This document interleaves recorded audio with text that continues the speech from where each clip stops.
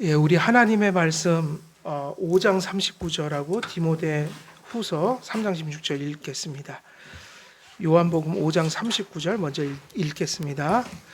요한복음 5장 39절.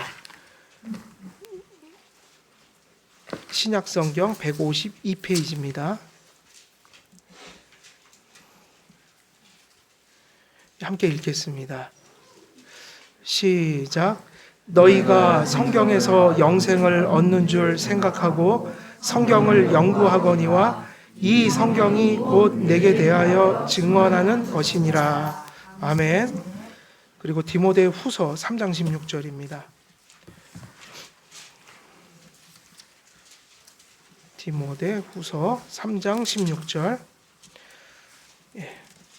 17절까지요. 16, 17 디모데 후서 3장 16, 17절 345페이지입니다. 함께 읽겠습니다. 시작. 모든 성경은 하나님의 감동으로 된 것으로 교훈과 책망과 바르게 함과 의로 교육하기에 유익하니 이는 하나님의 사람으로 온전하게 하며 모든 선한 일을 행할 능력을 갖추게 하려 함이라. 아멘. 예, 오늘 기독교 강요 지난 시간에 9페이지 9페이지까지 했습니다. 제1권 6장 2절이요. 기록된 성경은 특별 계시로서 최종적이고 충족한 성격을 가진. 그래서 우리가 지금 이 구절은 이 장은 우리가 지금 성경을 다루고 있는데 성경은 크게 보면 계시라고 그랬죠. 그죠? 계시. 크게 보면 계시입니다. 근데 계시는 일반 계시가 있다고 그랬어요.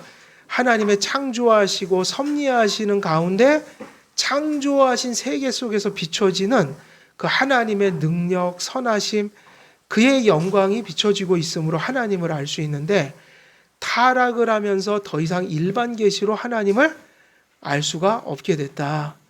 그래서 일반 계시가 비춰지고 있지만 우리가 타락했기 때문에 항상 우리는 일반 계시를 보고 우상을 만들고 미신을 만들고 그리고 자의적 숭배, 그러니까 자기의 부패한 본성에서 욕구하는 대로 하나님을 마음대로 이렇게 자의적으로 숭배하는 것, 이게 다 잘못된 숭배 행위들이에요. 그리고 이제 그래서 하나님이 무슨 계시를 주셨다고 그랬어요? 타락을 했기 때문에, 창조한 세계를 보고 하나님을 못 알아보기 때문에 특별 계시를 주셨다. 그럼 특별 계시는 어떤 계시죠? 타락한 이후에 주어. 이게 특징이에요. 타락을 했기 때문에 일반 계시 갖고 안 되니까 특별 계시를 주셨다. 그러니까 특별 계시는 어떤 사람을 대상으로 주신 거예요? 타락한 사람들. 그죠? 타락 이후에 눈이 어두워진 사람들에게. 그리고 두 번째 특징은 무엇이다? 타락을 했기 때문에 죄의 삭슨 사망이요, 이들이 죽어 있는 거잖아요. 육신의 삶이 있을지라도 하나님 관계에서 보면 단절돼 있고 영적으로 죽은 상태이다. 그리고 결국은 육신적으로 죽고 또 죽어도 끝이 아니라 지옥에서 영원한 심판을 받게 된다. 이 사망 속에 있는 이 인간을 구원하시기 위해서 구속을 목적으로 주신 게 무슨 계시다? 특별 계시. 그리고 이제 여기서부터 되게 중요하죠. 종교개혁자들은 다 가르쳤는데 오늘날 오순절적인 은사주의적인 것들이 현대에 발생하면서 우리가 웨스트민스터 신앙고백서나 종교개혁자들이 가르쳤던 부분들이 왜곡이 돼버린 거야.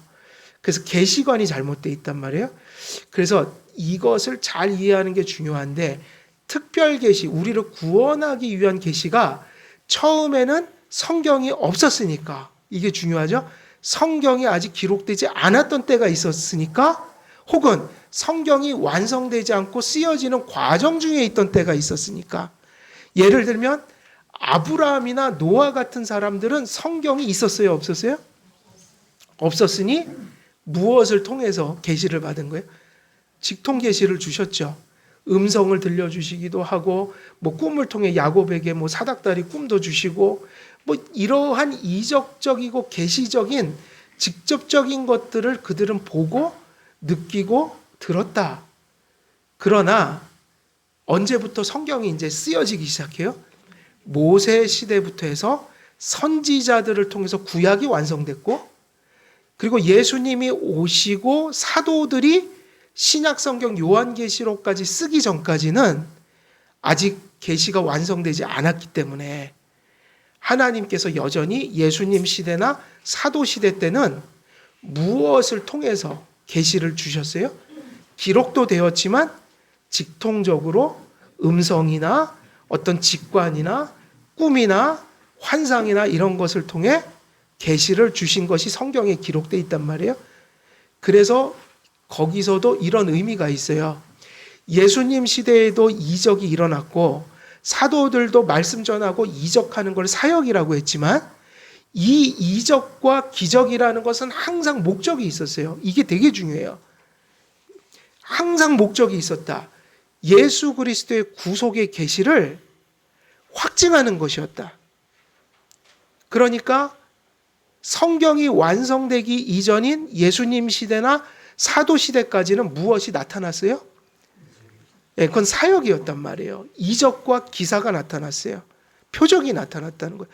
근데 철저히 그거의 목적은 예수 그리스도와 하나님께서 주신 그 말씀들을 하나님으로부터 온 것임을 확증하는 의미로서 기적을 일으켰으니, 그때도 구약시대나 신약시대나 하나님은 개인적인 이유로 기적을 일으키는 게 아니라 어떤 이유로 기적을 일으켜요? 구속을, 계시를, 교리를 세우기 위해서 했으니 이적 속에는 구속적 의미들이 담겨 있었단 말이에요. 그 시대는. 그러나 사도들을 통해서 이제 계시가 완성되고 나서 결국은 무엇이 완성됐어요? 성경 66권이 완성됐죠? 그러면 이제 더 이상 다른 계시는 없다는 거예요. 그래서 무엇도 같이 이제 하나님이 공적인 사용으로 사용하지 않으셔요. 이적과 기사 같은 거를 사역으로 여기지 않는단 말이에요. 근데 오늘날 자꾸 이상한 교주 같은 사람들이 나타나서 자기가 무슨 사도들인 것처럼 이적을 행한다느니 자기가 손을 대면 병이 낫는다느니 이런 것은 사실은 다 잘못된 거예요. 일어난다 해도 그런 걸 따라가서는 안 돼요. 왜냐하면 성경이 완성되고 나서는 더 이상 이적이 필요 없게 된 거예요. 그래서 지금 무슨 이적이 현상적으로 나타났다면 의미가 없어요. 왜냐하면 지금 성경을 가지고 우리가 구원받고 전하고 믿고 생활하는 것이지, 그리고 성경이 이미 종교개혁 때 완성된 성경이라고 가르쳤잖아요. 그죠? 그래서 솔라 스크립투라, 온리 바이블로 돌아가라고 했는데 그때 특별 계시는 성경이지 직통 계시가 아니란 말이에요.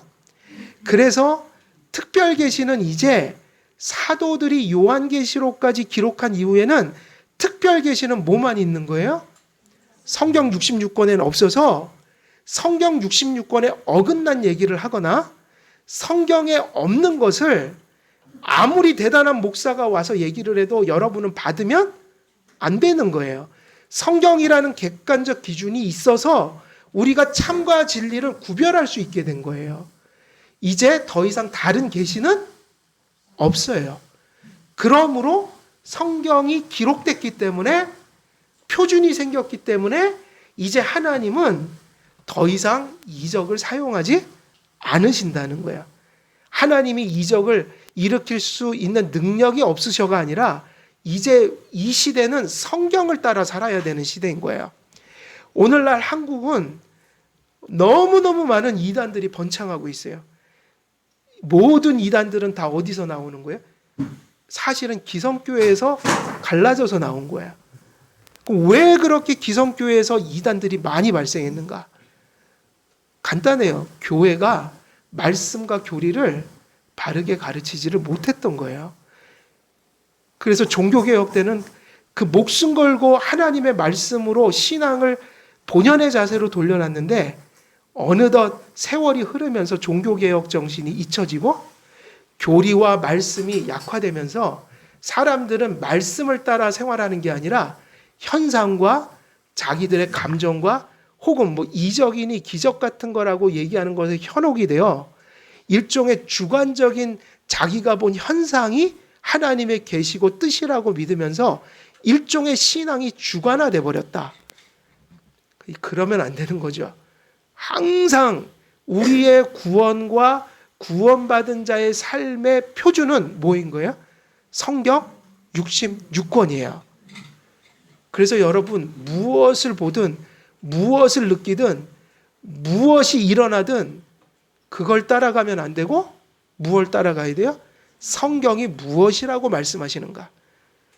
원래 장로교회는 한국이 처음에 선교를 받을 때 장로교회가 융성했는데 장로교회가 20세기 들어오면서 오순절화돼 버려서 이미 우리의 신앙 고백서에는 다 기록돼 있고 늘 가르쳤던 것들이 하나도 지켜지지 못하고 있어요.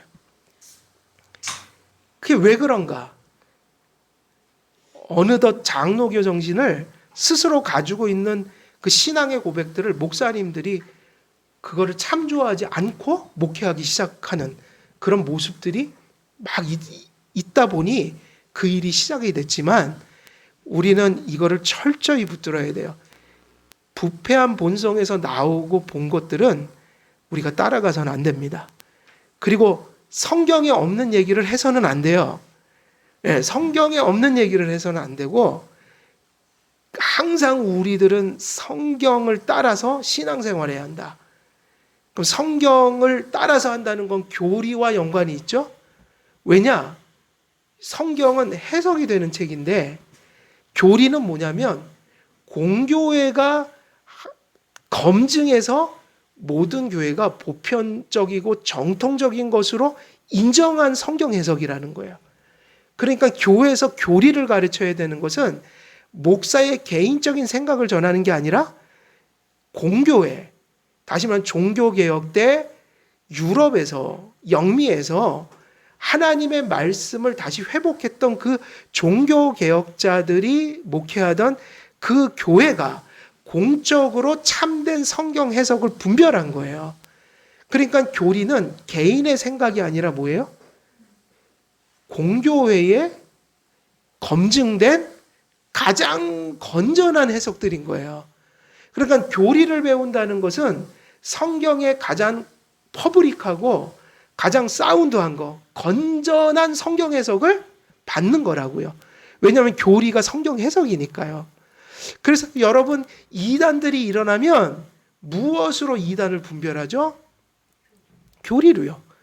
우리 교단에도 지금 이단 연구가들이 많아요. 이단을 검색하고 그거를 분별해 갖고 이단을 이제 정죄하기도 하고 성도들에게 알려주기도 하고 그런데 그분들이 무엇으로 합니까?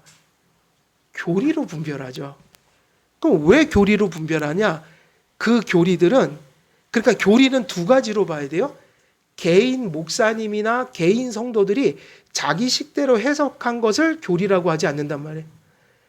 그건 개인의 교리, 견해인 거예요. 근데 교회가 공적으로 그걸 분별해놔서 한국에는 대부분 그 교리들이 장로교회의 교리들을 따라가요. 그래서 대부분 이단을 정죄할 때 종교개혁 때 세워진 정통교리들을 근거로 삼아서 이단을 분별한다. 이유가 뭐냐면 교리는 공적인 성경 해석이고 가장 검증된 해석이기 때문에 여러분들이 교리를 바로 정립한다면 가장 건전한 성경 해석을 이미 받고 있는 거란 말이에요. 그 성도들에게는 이 교회에 처음 찾아온 사람을 성경 66권을 어떻게 다 가르치겠어요? 세례를 줘야 되고, 그죠? 새 가족을 교육해야 된다고 할 때 어떻게 성경 66권을 다 가르쳐요? 불가능하잖아요. 우리가 출애굽기 가르치는 데만 몇 년 걸렸잖아요. 그러니까 처음에는 뭐로 시작하는 거예요? 교리로 시작하죠. 성경 해석의 요약판이란 말이에요.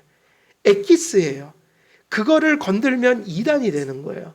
가장 중요한 성경 해석들만 추린 거예요. 그래서 교리로 시작을 해서 교리로 빨리 정립을 시켜놓고 그리고 이제 성경을 하나하나 배워가고 일생 동안 읽으면서 성경으로 돌아가서 그것을 배워가는 거죠. 그래서 교리는 뭐라고 이해하시면 돼요? 검증된 가장 공적인 가장 건전한 성경 해석의 맥락을 받는 것이다. 그래서 이단을 정죄할 때 교리로 하고 세례를 줄 때 교리를 가르치고 또 새가족들이 올 때 우리는 그들에게 교리를 전하여 근본적으로 우리가 믿어야 하는 내용들을 전달하는 거죠. 그러므로 결국은 무슨 얘기를 하든 결국은 어디로 돌아가는 거예요? 성경만이 구원받고 구원받은 자들의 삶의 표준이 된다. 그리고 사도 시대가 지난 이후에는 이제 더 이상 뭐 예언이니 방언이니 이런 계시적인 것들을 추구해서는 안 된단 말이에요. 성경에서 방언은 오순절에서 가르치는 방언이 아닙니다. 랄랄랄라 소리가 아니라 언어였단 말이에요. 사도행전에 나오는 방언은 언어라고요. 실제적 언어예요.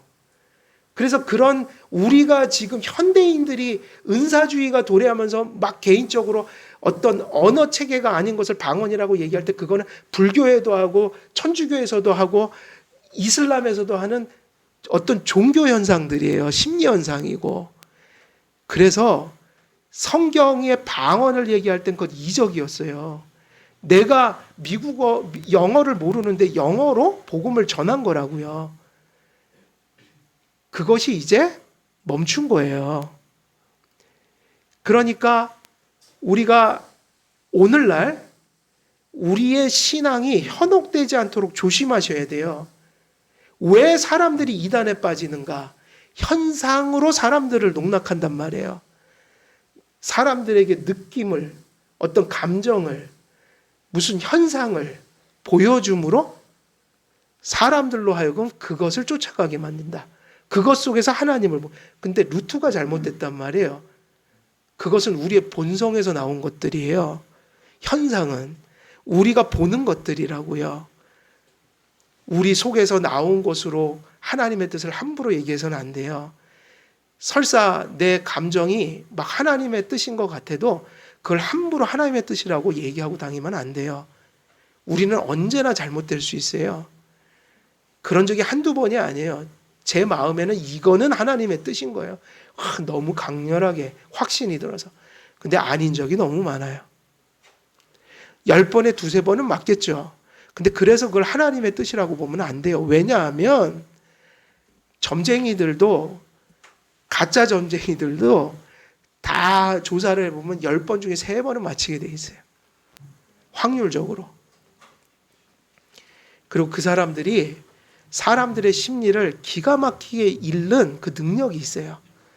그 눈썰미가. 그래서 벌써 찾아온 사람들 얘기 몇 마디 듣고 저 사람은 뭐 병 때문에 온 것 같아. 가족 중에 누가 취직이 안 되나 봐.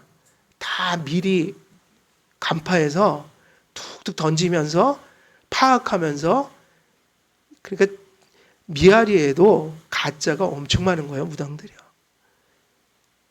그 가짜들 중에도 가짜가 많은 거예요. 교회가 그렇게 돼서는 안 돼요.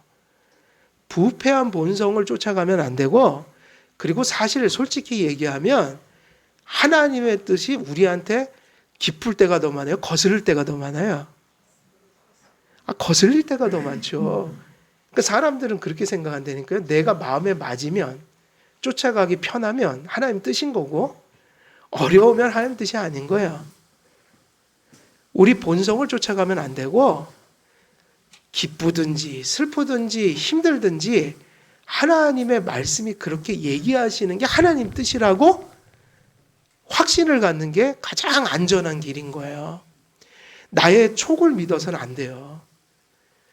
우린 가끔 그런 생각할 때 있죠. 나는 촉이 있어. 나는 판단력이 대단해서 나는 별로 이렇게. 근데 그게 위험한 거라고요. 그걸 믿으면 안 된다고요. 항상 내 판단이 하나님의 말씀에 근거하려고. 그래서 그 박윤선 박사님이 그 얘기를 했다고요. 계시 의존적 사색을 하라. 그래서 하나님의 말씀, 이제는 무엇을 여기서 말하는 거냐면 성경 외에, 이게 잊지 마세요. 성경 외에는 다른 계시가 없어요.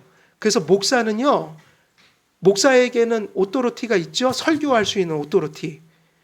근데 그 오토리티가 하나님의 오토리티가 되려면 뭐만을 해야 돼요? 하나님 성경대로 전할 때만 오토리티가 있는 거예요. 성경에 없는 걸 목사가 전하면 그건 하나님 말씀이 아니라고요. 목사가 어젯밤에 꾼 꿈, 목사가 어제 본 거, 목사가 느끼는 게 하나님의 뜻이 아니니까 목사가 자기 경험을 전할 자유는 없어요. 물론 아주 건전한 예화라든지 목사가 경험한 게 성경에 부합할 때 적절한 예화는 들 수 있어도 감히 목사가 성경에 없는 걸 가지고 나와서 내가 봤으니 하나님의 계시를 받았으니 내 말을 들어야 돼 이런 얘기하면 그거 가짜라는 말이에요. 그러니까 그거를 분별하셔야 돼요. 목사가 성경에 밖에 있는 계시를 받을 수 있다 없다? 근데 한국 교회는 지금까지 그러고 왔다니까요. 목사가 꿈꿨다고 얘기하면서 오늘 내가 꿈꿨으니 당신 이렇게 해야 돼. 점쟁이처럼. 그런 거 없습니다. 성경에. 그 속은 거예요. 그런 걸 쫓아갔다면 어리석은 거예요. 그건 교주들이나 하는 일이에요. 내가 꿈을 꿨다느니 예언을 받았다느니 무슨 방언을 하다가 성도님에 대해서 무엇을 들었다느니 그러면 따라가야 돼요? 안 따라가야 돼요? 그 얘기하면. 따라가지 마세요. 왜냐하면 하나님은 오늘날 성경 밖에서는 목사들에게 얘기하지 말라고 그랬어요. 성경대로 얘기하는 게 신령한 거예요. 그래서 오늘 핵심은 뭐냐? 그걸 가르치고 있다. 성경 외에는 다른 계시가 없어요. 그래서 그 얘기는 무슨 얘기인가? 이게 교리에 다 나오는 얘기예요. 보편적인 교리예요. 모든 건전한 기독교는 다 알고 있는 거예요. 성경의 충족성, 성경으로 충분하다. 성경의 완전성, 성경으로 완전하다. 성경은 구원받고 구원받은 자의 삶에 있어서 오류가 없이 성도들을 완전히 온전히 충분히 살아갈 수 있도록 해주는 계시를 담고 있어요. 그래서 성경의 충족성이라는 걸 얘기한다. 완전성이라는 것을 얘기한다. 그런 얘기를 했어요. 우리가 지난번에 그 보았던 내용 계속 이어가면 이들이 받은 특별 계시의 내용은 한 인생이나 가문에 국한된 사사로운 계시가 아니었습니다. 이게 지금 칼빈이 얘기하고 개혁주의 교회에서 다 얘기하는 부분이지만 여러분 구약에 그리고 예수님께서 혹은 사도들이 이적적으로 직통적으로 하나님의 음성을 듣거나 그런 계시를 받은 것들이 단 하나라도 사사로이 받은 것이 있을까요? 없을까요? 성경에서는 구약에 많은 사람들이 사사로운 것처럼 봤지만 그거는 구원받은 백성들이 이렇게 기록돼서 우리가 보편적인 진리로 받도록 주시려고 아브라함 개인에게 주신 거니까 사사로운 게 아니란 말이에요. 구약시대 때 개인적으로 아브라함을 대했지만 그것은 온 인류의 구원을 프로젝트를 가지고 아브라함을 불러서 주신 거란 말이에요.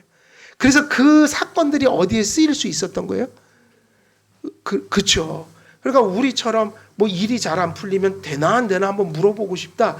이런 사사로운 사건들이 아니라 온 인류 구원, 인류 구속을 위한 엄청난 의미들이 그 사건 속에 있었단 말이에요. 그러니까 아주 공적으로 이루어진 사건이라고 봐야 돼요. 그러니 구약에서도 사사로이 주신 특별 계시가 아니다. 그러니 성경이 완성된 이후로 우리가 개인적으로 그런 걸 추구하는 건 거의 점쟁이와 다를 바가 없는 거예요. 그거는 무당신앙이에요. 족장들이 받은 특별 계시는 그래서 개인적으로 보일 거예요. 근데 아브라함은 무슨 시대였죠? 교회는 있었지만 어떤 신정 국가라든지 이스라엘 국가들처럼 혹은 오늘날처럼 이런 설립된 교회가 아니라 가정이 교회였단 말이에요. 족장들. 그래서 매우 사사로이 보일 수 있어요. 그래서 많은 사람들이 성경을 매우 사사로이 해석을 했어요. 그동안에. 그리고 참 그런 거 보면 웃음이 나올 정도예요. 우리가 뭐 요셉을 모델로 해서 요셉 같은 사람이 됩시다. 무슨 요셉이 모델이에요? 요셉도 완전한 사람이 아니거든요. 아브라함이요? 아브라함이 무슨 완전한 사람이에요? 하나님의 은혜에 붙들려서 그 사람 속에 나타난 하나님의 역사를 읽으라고 아브라함을 거기 기록해 놓은 거지 아브라함을 찬양하라고 기록한 게 아니란 말이에요. 그러니까 아브라함이 무슨 일을 했냐를 보는 게 아니라 하나님이 아브라함과의 관계 속에서 무슨 일을 행하셨는가를 보라고 아브라함 역사를 쓰여놓은 거라고요. 그래서 계시는 사사로운 게 없어요. 족장들이 받은 특별 계시는 그 후손들에게 또 그 후손들에게 약속된 나라와 민족에게 주어질 것이며 궁극적으로 영적인 이스라엘로서 그리스도 안에서 구원받을 온 교회에 주어질 은혜 언약의 약속을 담은 불변의 진리였습니다. 그러니까 그런 목적과 의도를 담은 엄청난 내용들이 그런 아브라함이나 성경에 기록된 특별 계시 속에 담겨 있었다는 거예요. 하나님께서는 먼저 이러한 고귀한 교리들을 족장들의 마음에 확고한 확실성으로 새겨주셨고, 근데 그때 성경이라는 객관적 표준이 없으니 우리처럼 성경 펴면 이게 하나님 뜻이구나 모르니까 하나님이 이적을 통해서 그것을 확증해 주셔야 했다고요. 그래서 그들의 마음속에 확실성을 주셨고 그것이 세월이 흐르면서 어떻게 됐어요? 점점 기록이 됐죠. 그래서 오늘날은 우리가 아브라함과 같은 체험을 할 필요가 없어요. 우리는 아브라함처럼 그렇게 듣는 게 아니라 성경을 통해 듣는 거예요. 이 진리가 교리의 계속적인 진보 가운데 세상에 남겨지듯 하나님께서 족장들에게 맡기셨던 말씀들을 공개된 서판에 기록되어 인증되기를 원하셨습니다. 그러니까 처음에 그런 식으로 주시던 계시가 특별 계시가 성경으로 이처럼 완성돼서 이처럼 성경만을 쫓아가게 하는 방식을 누가 원하셨다는 거예요? 하나님이. 왜냐하면 그게 가장 확실한 거기 때문이에요. 객관적인 거기 때문에. 가장 확고부동한 기준을 기록함으로 남기시려고 했던 거예요. 이와 같은 계획은 처음에 모세가 율법을 선포하고 기록함으로 성취되었고, 그래서 성경 기록이 언제부터 시작이 되기 시작했어요? 모세 때부터. 그래서 모세 오경이 기록되죠. 그리고 이어서 누가 구약 성경을 완성해 가요? 선지자들이 이 율법의 해석자로서 역할을 하면서 또 성경을 기록해 갑니다. 하나님께서는 출애굽 사건을 통해 아브라함에게 약속하신 신정 국가를 가나안에 세우셨습니다. 모세를 중재자로 하여 세워진 이스라엘은 율법 체계 아래서 그리스도를 바라보는 방식으로 하나님을 섬겼습니다. 율법은 오실 그리스도를 예표했고, 그래서 이게 구약의 특징인데 구약에서는 율법 중심으로 성경이 기록되죠. 근데 그게 율법주의가 아니라 율법을 통해서 누구를 가리키기 위한 거였어요? 그리스도. 그래서 예표적 역할을 했다. 몽학선생적 역할을 했다. 그래서 그리스도를 가리켰다. 그래서 구약도 신약과 동일해요. 본질은. 율법이라는 것을 통해서 예수님을 어떻게 가르쳤냐면 예언과 예표로서, 그림자로서, 그리고 이스라엘 백성에게 율법의 엄중함을 가르쳐서 너희들이 아무리 용을 써도 너희들이 타락해서 하나님 앞에 의를 이룰 수가 없어.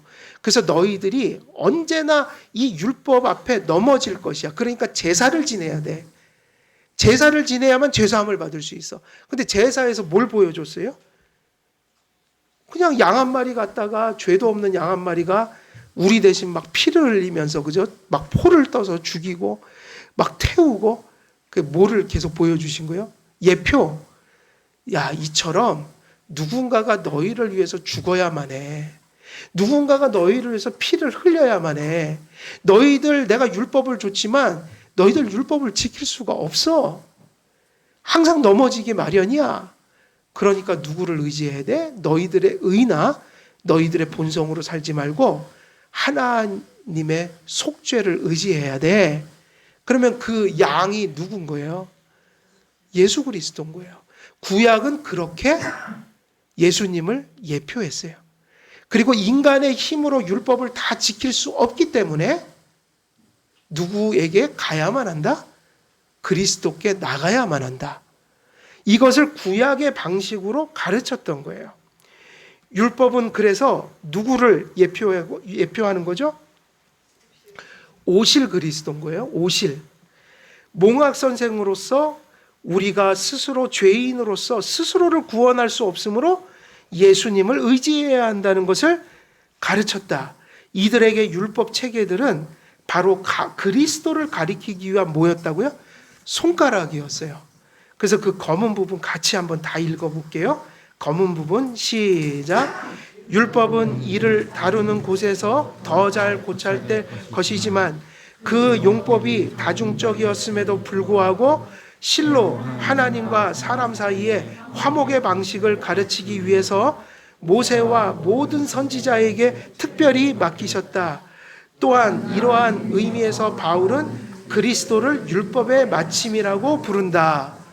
그래서 이것이 기독교 강요에서 뒤에서 많이 설명되겠지만 핵심은 그 얘기예요. 구약도 누구를 가리킨다? 그리스도. 신약은 오신 예수님을 가리킴으로 동일한 것을 바라보고 있다. 그리고 신약의 사도들을 중심으로 무엇이 완성됐죠? 신약이 완성됐죠? 그래서 에베소서 보면은 교회가 무슨 터 위에 세워졌다고 그랬어요? 사도들과 선지자들의 터 위에.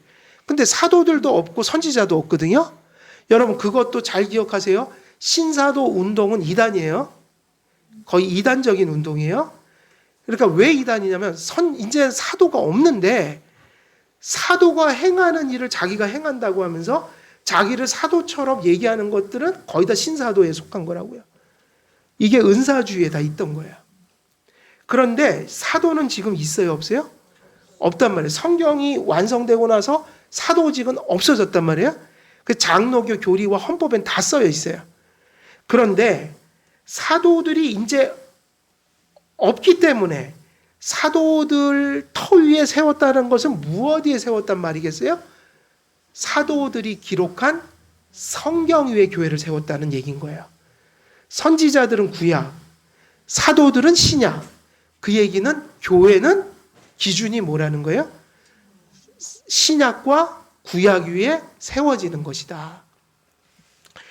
그래서 신약의 사도들을 중심으로 신약이 완성되므로 유일한 중보자 그리스도 안에서 성취될 은혜 언약의 영원한 약속의 말씀의 계시가 어떻게 된 거예요? 신구약이 완성됨으로 인해서 이제 은혜 언약, 우리를 구원하시겠다는 그 언약에 관한 계시가 더 이상 새롭게 주어지지 않고 요 얘기를 확실해야 돼요. 종결됐다. 계시는 없다는 얘기예요. 그래서 이제 더 이상 개인적으로 다른 계시를 주셔요? 안 주셔요? 안 주신다는 얘기예요. 그러므로 바울은 교회가 사도들과 선지자들의 터 위에 세워졌다고 가르칩니다. 에베소서 2장 20절에 여기서 사도들과 선지자들은 사도들과 선지자들이 기록한 신구약 성경 66권을 의미합니다. 그래서 종교개혁자들이 성경이 특별계시임에도 불구하고 특별계시로 돌아가자고 하지 않고 뭐라고 얘기했어요? 성경으로 돌아가자.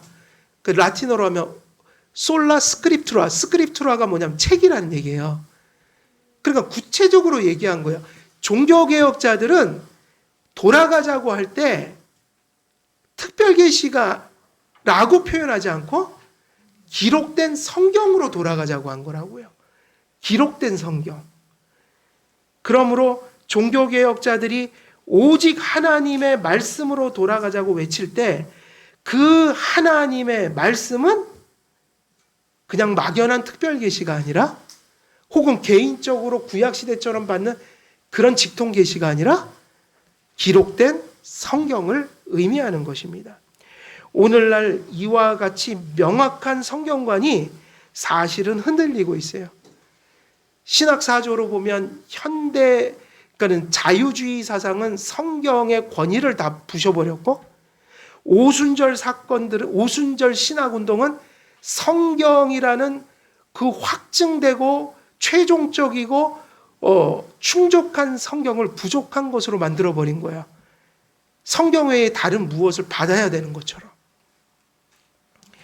교회와 성도들은 성경의 영감성과 권위, 그 충족성이 부정되거나 의심받는 시대를 지금 살아가고 있어요. 신학을 통해서, 철학을 통해서, 그리고 교회의 그 비성경적인 목회를 통해서 성경관이 흔들리고 있다. 교회와 성도들은 성경의 영감성과 권위, 그 충족성이 부정되거나 의심받는 시대를 살아가고 이러한 성경관이 모욕받는 시대를 마주해 있습니다. 그래서 교회에서 하나님의 말씀이 모욕을 당하는 거야. 모욕을. 성경관이 문란해져 버렸다. 선지자로부터 사도들을 통해 성경이 완성된 이후 종교개혁자들이 하나님의 말씀이라고 부른 것은 뭐밖에 없어요? 성경 66권밖에 없어요. 오늘날 은사주의자들이나 그런 모습은 사실은 카톨릭에 있어요. 카톨릭은 성경 플러스 전통이거든요. 계시가 성경 플러스 교회에 여전히 계시가 주어진다고 믿어요. 그래서 실제로 오순절 교회와 천주교는 친할까요? 안 친할까요? 원래는 친해요. 같이 통해요. 그래서 여러분 천주교 가면 오순절에서 배워서 똑같이 합니다. 막 은사 집회하고. 천주교 안 할 것 같죠? 얌전해 보이죠? 아니요. 은사 집회 똑같이 해요. 막 북치고 난리치고 난리가 아니에요. 예언하고 방언하고. 근데 오순절 운동이 사실은 엄청난 영향을 끼친 거예요. 개신교뿐만이 아니라 천주교도 오순절 운동에 영향을 받았어요. 그래서 교리로는 하나가 안 되는데 체험과 경험으로 하나가 되니까 그게 가능한 거예요. 같이. 더 나가면 WCC 운동 같은 데 가면은 성경이 아니라 종교 체험으로 우리가 같이 합시다. 비슷하거든요. 느끼는 게. 막 감격하고 막 눈물을 흘리고 희열을 느끼고.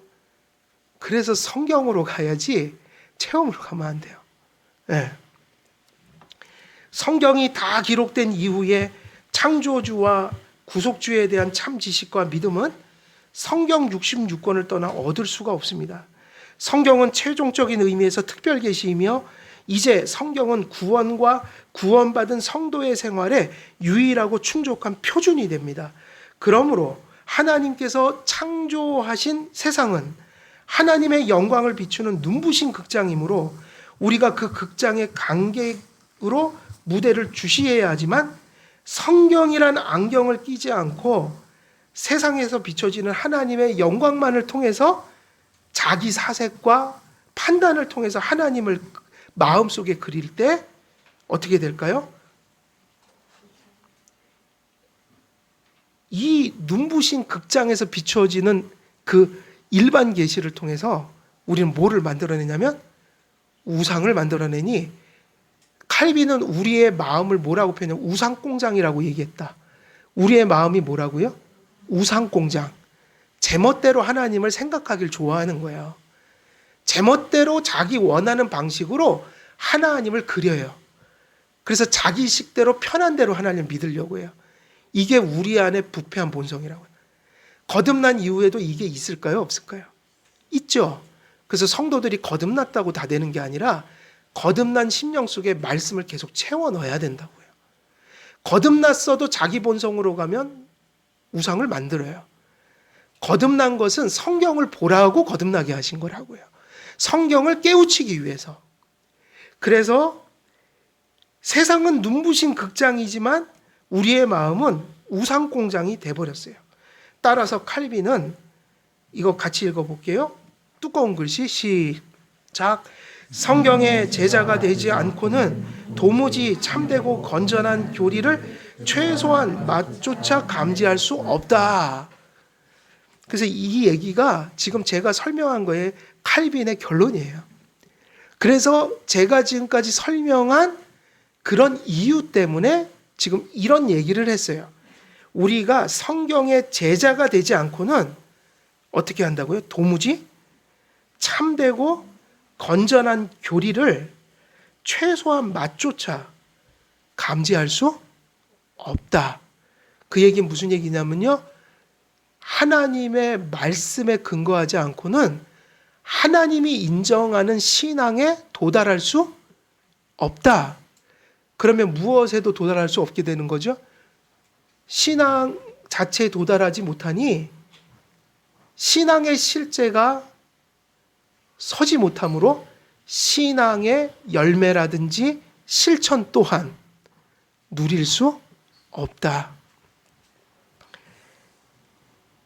하나님께서는 성경에서 자신에 관하여 증언하십니다. 참된 지성의 시작은 성경을 신앙으로부터 난 경외하는 마음으로 듣고 수용하며 순복하는 데서 출발합니다. 그러면은 우리가 이성이라는 걸 어떻게 봐야 하는가? 이성은 중요해요, 안 중요해요? 왜 중요하냐면 지금 우리가 설교하는 것도 제가 무엇이 있기 때문에 설교하는 거예요. 이성. 여러분은 지금 막 무엇을 발동해서 듣고 계세요. 이성. 근데 중요한 게 그게 뭐가 되지 않도록 하라? 합리주의가 되지 않도록 하라.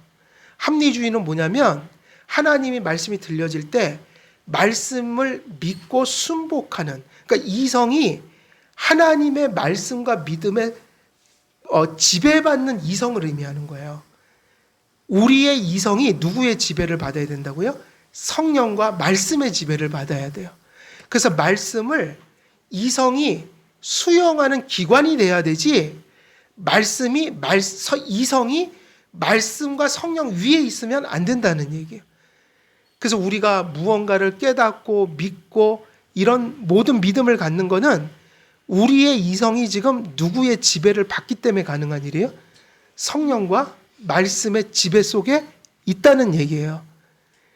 그러니까 기독교는 이성을 부정하지 않고 말씀과 성령의 지배받는 이성을 강조해요. 근데 뭐가 문제죠? 합리주의는 왜 문제예요? 성경과 말씀을 받지 않는 이성이라고요. 성경을 부정하고 이성 자체가 성경 위에서 제멋대로 성경을 판단하는, 우리의 구원은 앞에서 얘기했듯 그게 일반 계시든 특별 계시든 무엇으로부터 하나님을 알 수 있다고 그랬어요? 계시라고 그랬죠? 그러니까 구원 자체가 인간의 편에서 올 수 있나요, 없나요? 없죠? 항상 계시라는 건 하나님 쪽에서 우리에게 찾아오시는 역사예요. 그렇기 때문에 이성은요, 언제나 말씀과 성령 아래에 있는 것이지, 말씀과 성령 위에서 인간의 그 미련함으로 하나님의 말씀을 판단해서는 안 된다. 그래서 우린 기도해야 합니다. 하나님의 말씀을 바로 깨닫고 수용하고 그것이 믿음이 될 수 있도록. 그래서 그런 의미에서 우리의 이성이 진리를 진리대로 똑바로 볼 수 있도록 우리의 이성을, 우리의 인격을 하나님 말씀으로 성령으로 지배해 주옵소서. 신앙은 거기서 자라나는 거예요. 그래서 완성된 믿음과 모든 올바른 지식은 성경에 대한 신앙의 순종으로부터 태어납니다.